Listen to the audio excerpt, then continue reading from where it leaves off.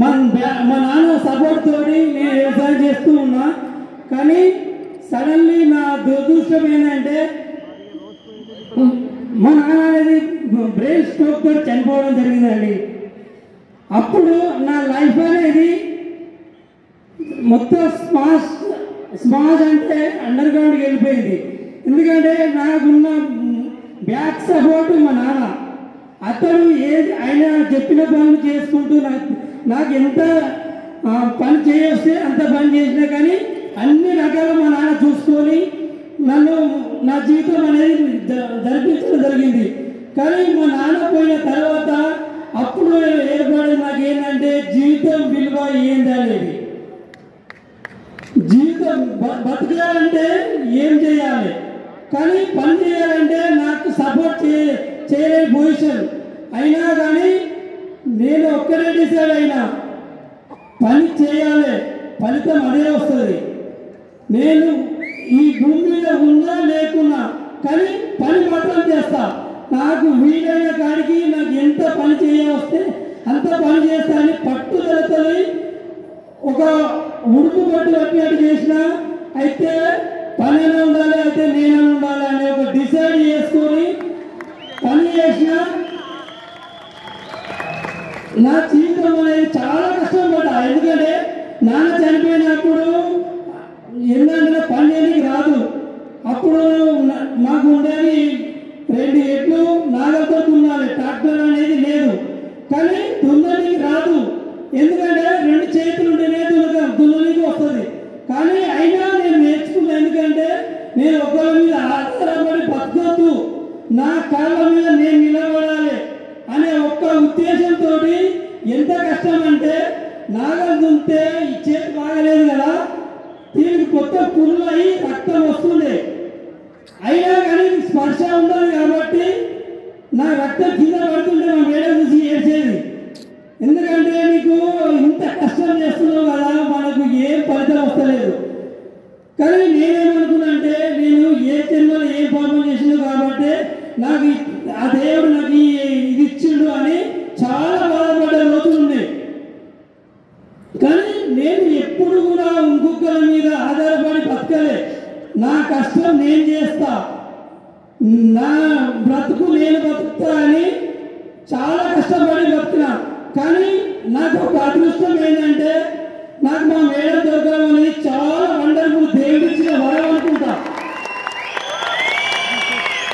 చూడండి, అంత మంచిగా ఉన్న వాళ్ళకే ఒక పిల్లలు ఇవ్వాలంటే మీకు డబ్బు ఉందా, జాబ్ ఉందా, జాగభూమి ఉందా అని అడుగుతారు. కానీ మా మేడం నన్ను ఏది ఇంత ఈ పొజిషన్లో ఉన్నా కానీ నన్ను మా మేడం ప్రేమించి పెళ్లి చేసుకున్నాను. ఇటువంటి మా మేడం దేవత ఏమనేది ఒక్కసారి ఆలోచించండి. నాకు ఒక తేలిచ్చిన వాళ్ళు అనుకుంటున్నా.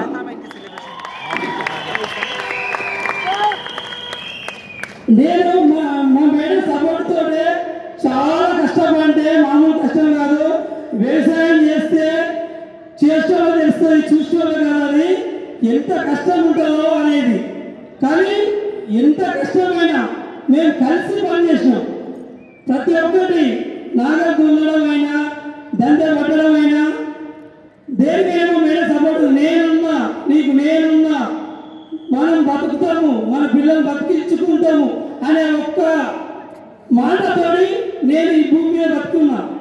ఎందుకంటే చూడండి, నేను పని చేసేటప్పుడు చాలా ఇబ్బందులు వస్తాయి. ఒక్కొక్కప్పుడు నా వర్క్ చూసి నేనే భయపడేటోను. ఎందుకంటే నా చేతుల పొక్కులు వచ్చి కూడా నిద్ర పట్టలేని పొజిషన్లో చాలా బతికినాం.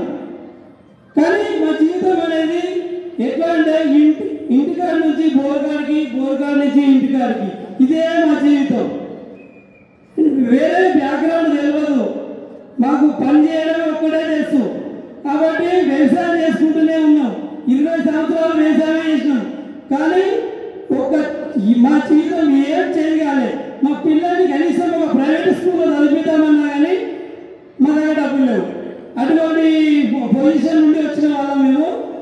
కానీ నాకు ఒక్క అవకాశం అనుకుంటుంది, ఆ దేవుడిచ్చిన వరం అనుకుంటా ఒక అప్లైన్ రూపంలో నాకు ఈ అవకాశం వచ్చిన మన వెస్టర్న్ విన్నింగ్ టీంకు చాలా థ్యాంక్ యూ సో మచ్ అండి. జీవితం అనేది ఎట్లా మారిందంటే మామూలు రైతు బిడ్డగా ఉన్న నేను మన తెలంగాణ అంటే రైతు సపోర్ట్ రైతు బిడ్డ అంటాం కదా. నేను గర్వంగా చెప్పుకుంటున్నా రైతు కుటుంబం నుంచి వచ్చిన ఒక రైతు బిడ్డను.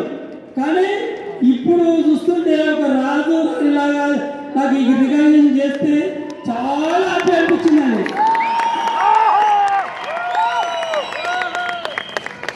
ఇటువంటి అవకాశం మీకు కావాలంటే ఇటువంటి సన్మానం వెనుక చాలా కష్టం ఉన్నది. స్టార్టింగ్లో నేను కూడా ఈ ప్లాన్ విన్నప్పుడు నేను ఈ సభాముఖంగా తెలియజేస్తున్నానంటే మా గ్రేట్ అప్లైన్ జాలసింగ్ సార్కు సారీ చెప్తున్నా. ఎందుకంటే సార్ ప్లాన్ చెప్పినప్పుడు నేను వినలేదు. సార్ మా ఇంటికి వచ్చి ప్లాన్ చెప్తే నేను పక్కపడి పడుకున్నా. సార్ నాకు అవసరం లేదు, నేను వ్యవసాయం చేసుకుంటా, నాకు ఈ ప్లాన్ వద్దు సార్. నేను 10 ఎకరాలు వ్యవసాయం చేస్తే రాని డబ్బులు సబ్బులు షాంపులు అంతా వస్తాయా సార్? ఏం చెప్తున్నారు సార్ మీరు అని నేను నమ్మలేదు. కానీ మా మేడం సపోర్ట్ తోటి ఈ బిజినెస్ రన్ చేసినాం. కానీ నేను ఒకటి ఢిల్లీ చూద్దామని ఫస్ట్ మీటింగ్ వెళ్ళినా.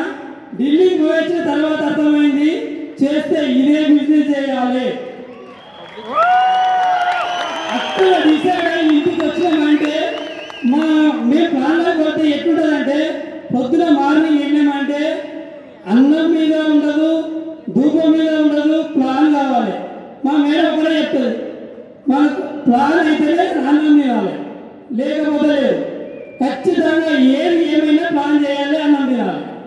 అన్నం తినాలంటే ఏదో హోటల్లో బిర్యానీ కాదండి, మామిడికాయ తక్కువ అన్నం. దీనితోటి ఒక 2 months 3 months కూర వండుకోకుండా వర్క్ చేసినాం కాబట్టి దాని వెనుక ఇంత మంచి సక్సెస్ ఉన్నది.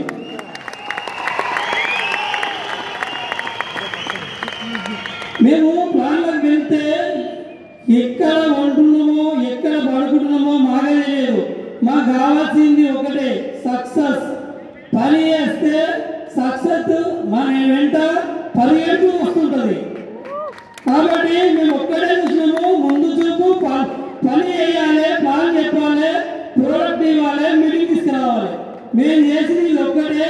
కానీ మనకి వెనుక ఇంత మంచి రికగ్నిషన్, మా లైఫ్ అనేది చాలా చేంజ్ కావడం జరిగింది. కానీ మేము వర్క్ చేసేటప్పుడు చాలా స్ట్రగుల్స్ వచ్చినాయి.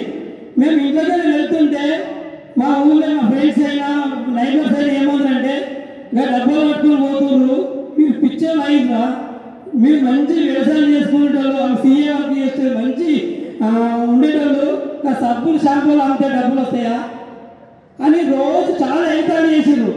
కానీ మేము ఎప్పుడు బాధపడలే. మేము ఒక్కటే అప్లైన్ నమ్మినాం.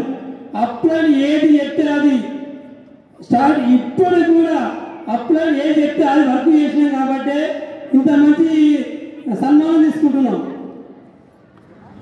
మేము ప్లాన్ చేసేటప్పుడు ఎంత మొండిగా అంటే రాత్రి అయినా సరే ఎండ ఉన్నా సరే ఖచ్చితంగా ప్లాన్ చెప్పాల్సిందే, ప్రోడక్ట్ ఇవ్వాల్సిందే. ఎప్పుడు వెనుక పోలేదు. కానీ చాలా నాకు ఇబ్బంది అనిపించేది ఏంటంటే డ్రైవింగ్ నాకు రాదు, ఎందుకంటే వ్యవసాయం తప్ప ఒకటి లేదు కదా. కానీ డ్రైవింగ్ 24 hours ఒక్కరు ఏమున్నా 5 గంటలు 6 గంటలు పడుకుంటాము. అది ఎక్కడ ఫుట్పాత్ మీద దేవాలయం ఉంటాయి కదా, అక్కడ పడుకొని ఎక్కడో దగ్గర వంట చేసుకొని అది కూడా మామిడికాయ తొక్కతో తినుకుంటా ఇంత కష్టపడి ఈ స్థాయికి వచ్చినాం. ఒక్క ఇన్స్టెంట్ ఏంటంటే మేము ఒకసారి సిరిసిల్లకు ప్లాన్ పోయినాము. అక్కడ ప్లాన్ చేసుకొని 12 అవుతుంది. మా డామినేజ్ వాళ్ళ ఇంటికి తెచ్చి ఇంటికి వస్తున్న టైంలో వర్షం స్టార్ట్ అయింది. మేము అటు పోవడమే కొత్త, కానీ ఆ రూట్ తెలియదు.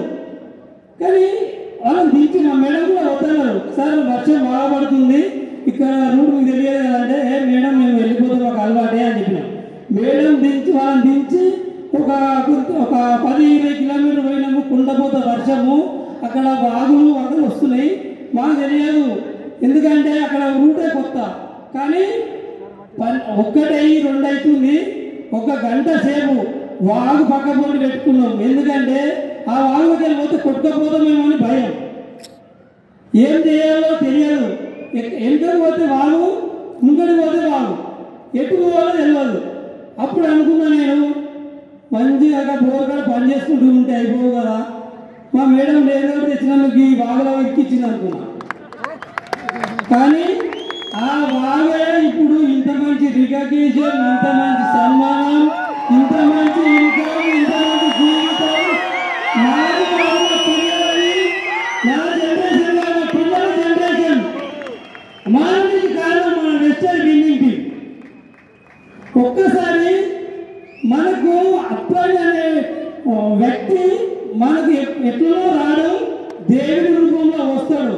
మన వెస్టర్న్ బిల్డింగ్ టీం కర్త మన ఎస్పీ బారీ సార్ నేను ఒక దేవుడిగా భావించిన కాబట్టి నేను ఇంత మంచి లెవెల్కి అచీవ్ అయినా. ఎందుకంటే నేను స్టార్టింగ్లో సార్ చూసినప్పుడు చాలా నాకు ఇష్టమైన దేవుడు హనుమంతుడు. నాకు సార్ చూస్తే హనుమంతుడే నాకు ఎదురుగా వచ్చినట్టు అనిపించింది. నాకు